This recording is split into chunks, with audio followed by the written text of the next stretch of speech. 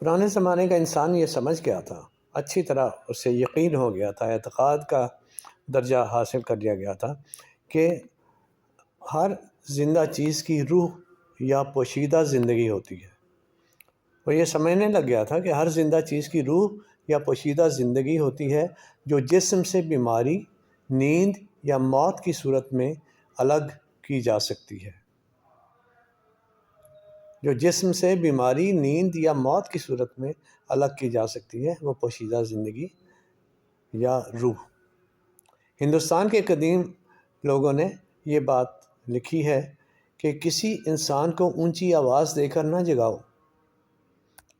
کسی انسان کو اونچی آواز دے کر نہ جگاؤ، کیونکہ اگر روح واپس جسم میں راستہ نہ پا سکی تو معاملہ مشکل ہو جائے گا۔ اونچی آواز دینے سے وہ ڈسٹرب ہو جائے گی اور معاملہ مشکل ہو جائے گا۔